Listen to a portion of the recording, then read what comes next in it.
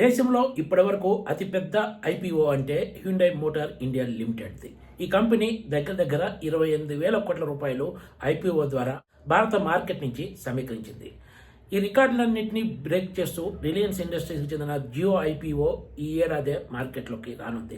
వాస్తవానికి ఇప్పటికే జియో ఐపీఓకి సంబంధించిన వివరాలు బహిర్గతం కావాల్సి ఉన్నా కూడా పశ్చిమాసియాలో నెలకొన్న సంక్షోభ పరిస్థితుల కారణంగా జాప్యం అవుతూ వస్తుంది. ఈ తరుణంలో రిలయన్స్ ఇండస్ట్రీస్ ఏజీఎం జూన్ 19న జరగబోతోంది.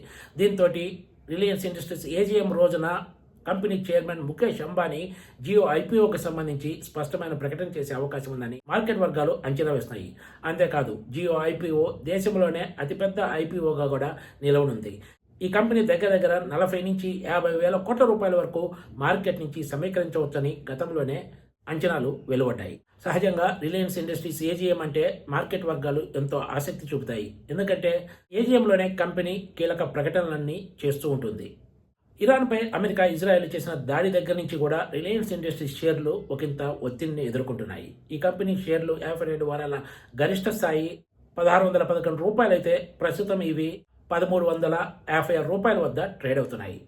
బుధవారం నాడు కూడా ఈ షేరు 7 రూపాయల మేర నష్టపోయింది. జూన్ 19న జరగనున్న రిలయన్స్ ఏజీఎంలో రిలయన్స్ రిటైల్ విస్తరణతో పాటు పలు ఇతర కీలక ప్రాజెక్టుల్లో పెట్టుబడుల అంశాన్ని కంపెనీ వెల్లడించే అవకాశం ఉంది. అదే సమయంలో కంపెనీ గత ఆర్థిక సంవత్సరానికి సంబంధించి ఒక్కో షేర్పై 6 రూపాయల మేర డివిడెండ్ ప్రకటించిన సంగతి తెలిసిందే. ఈ డివిడెండ్ చెల్లింపులకు సంబంధించి కూడా ఏజీఎంలో అనుమతి దక్కనుంది. అన్నిటికంటే ముఖ్యంగా జియో ఐపీఓపై రిలయన్స్ ఏజీఎంలో ఎలాంటి ప్రకటన ఉంటుందా అని ఇన్వెస్టర్లు ఎంతో ఆసక్తిగా ఎదురు చూస్తున్నారు.